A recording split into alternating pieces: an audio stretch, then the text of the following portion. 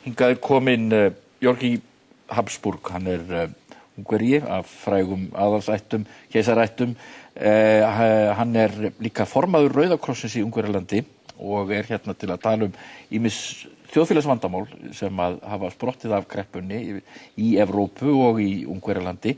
Welcome to the program, Mr. Habsburg. Thank you. We are here to discuss the social issues connected with this crisis, with this collapse of the economy, and they are, well, they're of course different between countries, but some countries are in a very bad situation regarding this issue. Of course, some Eastern European countries, but also, for example, Spain, with their mass unemployment of especially of young people. Yes. Well, let's say our interest started together with the Hungarian Red Cross, together with the Federation of Red Cross Organizations. We made a study in 52 countries, which are called the European Zone, from Mongolia to Portugal, to see about the impact of the global economic crisis in these countries. And it was really very interesting to compare the experience in the different countries and also to see what are the similarities, and to find out that the crisis was hitting in every country strongly, creating some big problems, but of course somehow differently in Western Europe, Central Europe and Eastern Europe. Yes. Well, what would you say are the main differences? You see, the main difference, of course, in Western Europe was that people still had some savings in the banks. Yeah. They still had some money left that they could use by the moment the crisis was hitting. In Central Europe, of course, the economical situation was already developing, but also very few people who were, let's say, hit by joblessness or other social difficulties, they didn't have savings in the bank. And they suddenly were faced by having loans in the bank, were not able to pay back the loans, and having no reserves whatsoever. The crisis hit even worse in Eastern Europe. For example, the troubles you have heard in Kyrgyzstan recently were also, I would say, strongly influenced by the impact of the global economic crisis. So there we are talking about people really collapsing into poverty just on the spur of a moment, really. It's yes. Yes. Because there is no net, there's no social net, and they don't have their savings. This is exactly it. It is kind of a disaster that is happening, and this is quite interesting because we had a lot of big disasters now in the past. You remember the tsunami, the earthquake in Haiti, in Chile. That's disasters that are very visible. You know, you get a lot of press coverage, everybody is talking about it, and then also everybody starts immediately to reacting to what he's seeing as the pictures. The global economic crisis is probably sometimes worse than a disaster, but it's not producing the pictures that you need to show to the people, that there are families losing their home, falling to pieces, a rise of unemployment, drug abuse, criminality. So you have a lot of elements of disasters, but in a different form. So money was pumped into the banks. Yes. But these are issues that are sort of sidelined. That was quite interesting to see that money was immediately refunded to save the banks. Money was put to save budgets from different countries. But unfortunately, people were only thinking about this side of the medal and were not thinking about the social impact. And this was our main interest with this report, that Red Cross organizations or other organizations could take this when they go to negotiate with the government and say, where is the money that you are putting into solving the social problems that were created by this crisis, and to help them a little bit and to give them some argumentation. You were mentioning, you know, we are talking a lot about the vulnerable people in the different countries. And before October 2008, the groups of vulnerable were very clearly defined, and you knew what groups normally would be the vulnerable people. Due to the economic crisis, this has completely changed. We have completely new groups of vulnerable people. You were mentioning before youth, that have become very vulnerable. In Spain, from younger than 25 years old, you have an unemployment of 44.5%. In Sweden, it's above 27%. It is something that is hitting very, very strongly in this economy, because by having such a big joblessness, they are following a lot of social trouble. You have, on the other side, you have single educating parents, very hit, very, very strongly hit. So there are new groups of vulnerable.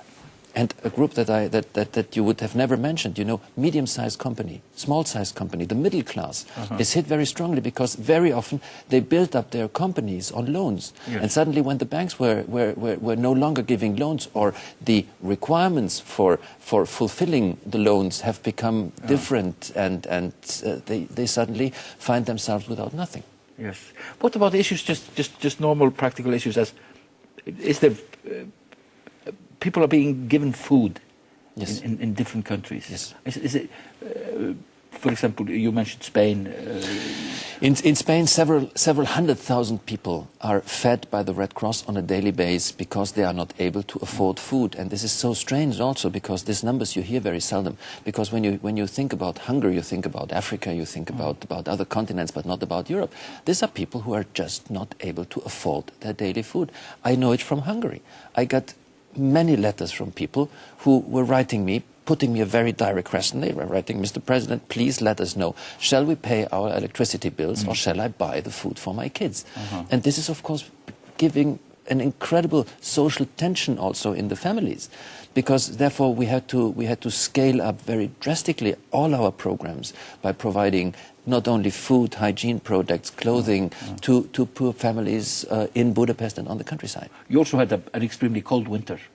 Yes, this year. Yes, and I understand that posed problems. That posed very strong problems. We had much bigger requests for people, and what we were also trying to do, because when people were not, well, of course, they didn't have any kind of money. They had a lot of difficulties. They were not able to pay their gas bill. And so a lot of gas companies were thinking about closing down the gas supply for the heating in different households. So what we were trying to negotiate with utility companies some terms, or to convince them to find some sponsors to somehow pay for the utilities of poor families. And this is this has widened up our activities in this field very strongly. But at this time when nations are sort of struggling with their debt problems, yes, this is of course something that, and now we are looking at Greece and the social unrests there. This is something that needs to be addressed. That is something that needs to be much more addressed. Let's say it is sometimes addressed, but it needs to be much more addressed. And I think states have also to think much more about how support organizations like the Red Cross, that are on the field, that are working to help. There are not a lot of humanitarian organizations in Hungary, and states have to see how organizations can fulfill better their so-called auxiliary role to the government. That means to help and to take some functions that normally the government is doing, but that probably an organization like this can do much better. Yes. Tell me about, there have been reports in the newspapers about the rise of the strong far-right movements in Hungary. I know this is worrying the European Union, and this is something what I, let's say, living in Hungary, don't see as such a dangerous factor. You know, we have a very big majority now in the parliament. Our Conservative Party has had more than 50% coming out of the last election. They have now a two-thirds majority in the government. Yes, we have a far-right party. Hungary did for a long time, doesn't have an extremist party in the government. But, you know, this is a social factor. You have in every country, you have extremists and you have extremist parties. You have them in France, you have them in Germany, you have them in Spain. Of course, in Hungary, due to a non-working economy and the economical crisis, a lot of voters were protesting. And I am absolutely sure that, of course, a small radical party is going to remain, but a lot of voters who have voted now for this party, if the economical situation is going to stabilize, what we all hope, that also, let's say, this party is going to melt to the normal size what it would have. Let's say I'm not very much afraid about the rise of this political party because they won't have any kind of political influence in the country. But so what you are mostly worried about is the young and these social groups that are the hardest hit by the economic crisis. Yes, and we have to think about also their Red Cross, of course, is very well placed because we are a very international organization. We have Red Cross and Red Crescent organizations are in more than 187 countries worldwide. And, you know, all the different Red Cross organizations in their countries, they work more or less in similar fields. So what we have to do is to work much closer together between the different national societies to see which programs work in which country.